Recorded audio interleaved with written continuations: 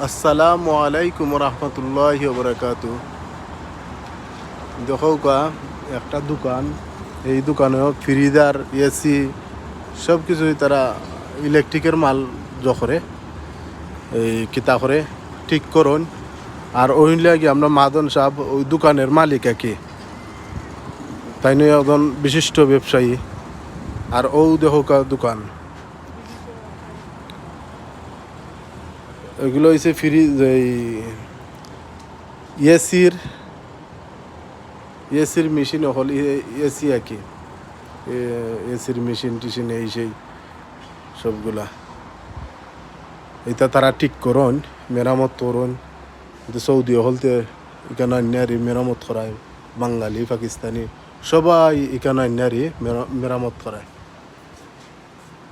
আর ওই দহকা ও তাইন এটা মুআল্লিম আর কি, এটা তাইন জহরণ। আসলে সৌদি আরব আমরা যারই আসতে চাই তারা যেন একটা সম্পর্কে একটা কাজ, হাতের কাজ একটা শিক্ষাইলে খুবই ভালো হয়। হাতের কাজ শিক্ষাইলে এই সৌদি আরবের মাটিতে মানে টেকার অভাব হইতো নাই, খানির বেগর মানুষ মারা যাইতো নাই। ওই দোকা তার দোকানও কত মাল।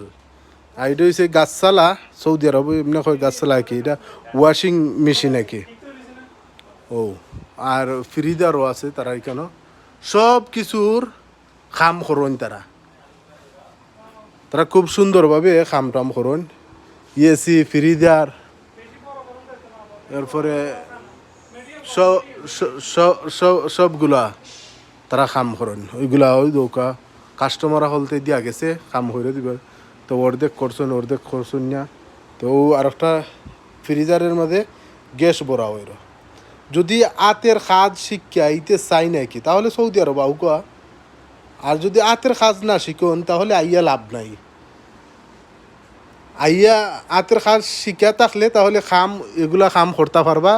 আর শিখা যদি না থাকে তাহলে ওই দিনে ব্রিজের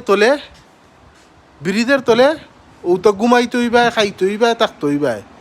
ও সারাদিন রাস্তায় রাস্তায় বন বাঁধা ও তো টুকাইতই বাই, 40-50 তাপমাত্রা সেলসিয়াস।